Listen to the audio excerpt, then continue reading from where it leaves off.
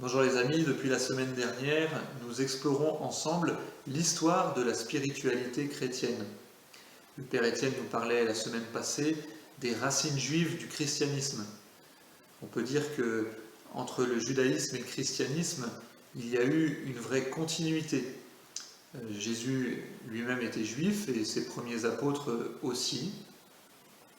Mais alors pourquoi, qu'est-ce qui a fait qu'il y a eu à un moment une rupture entre judaïsme et christianisme?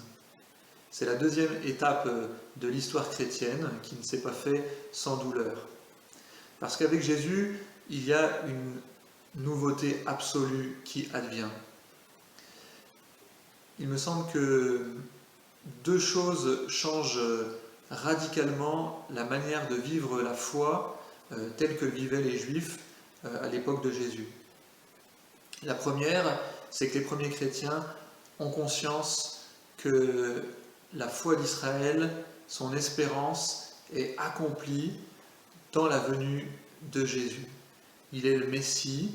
Dorénavant, on ne s'adresse plus à Dieu comme un être lointain, puisqu'il s'est fait chair, il s'est fait homme, et que pour s'adresser à Dieu lui-même, il faut passer par son médiateur, qui est Jésus. Jésus devient la référence principale de la foi. Voilà la première grande nouveauté par rapport au judaïsme.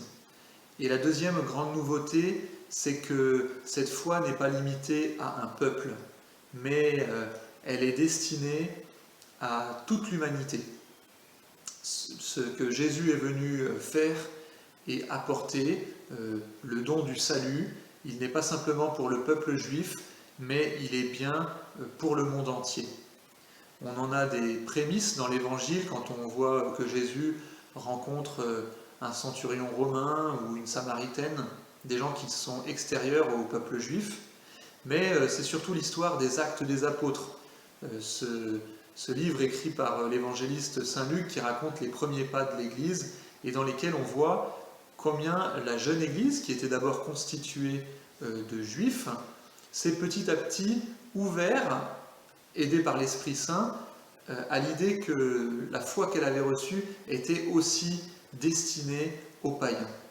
Au final, pour ces deux raisons, la foi en Jésus comme centre, comme socle, et cette mission universelle, eh bien, ces deux communautés, juives et chrétiennes, vont se scinder, vont se séparer. Alors peut-être connaissez-vous ce livre de Fabrice Adjadj qui s'appelle « De l'aubaine d'être né en ce temps ». Alors lui parle bien sûr de notre temps actuel, mais je crois volontiers que chaque époque a sa grâce, a son aubaine. Alors quelle pourrait être la grâce, l'aubaine d'être chrétien dans les 3 premiers siècles de l'Église? Je pense volontiers que cette Église, elle a la chance de n'être pas installée. Et ce pour au moins 2 raisons. La première, c'est une raison extérieure. Cette jeune Église, elle est persécutée. Elle est persécutée d'un côté par le judaïsme. On a lu récemment l'histoire du premier martyr, Étienne.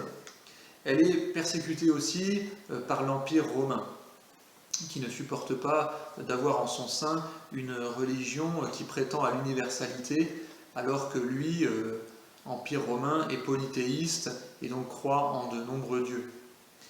Voilà. Durant les 3 premiers siècles de l'ère chrétienne, vont avoir lieu de nombreuses persécutions qui vont fragiliser cette communauté chrétienne naissante, mais aussi, surtout, la renforcer sa foi, renforcer son dynamisme missionnaire.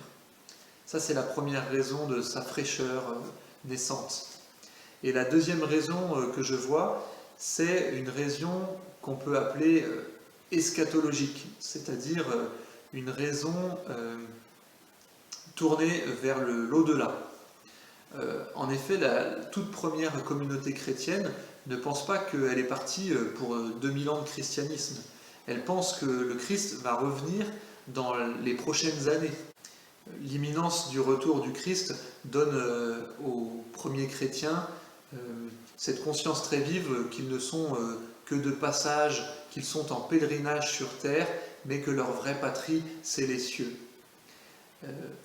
Alors pour nous qui sommes en 2021, l'Église a quelques années derrière elle, mais je crois qu'on peut essayer de ne pas perdre complètement la fraîcheur de ces premières années. Voilà la vocation d'une paroisse. D'ailleurs, c'est intéressant l'étymologie du mot paroisse. Paraodos en grec veut dire de passage, en chemin. Notre Église, elle n'a pas vocation à s'installer sur terre, mais elle a vocation à être ce chemin qui conduit vers le Père. Eh bien, à très bientôt les amis.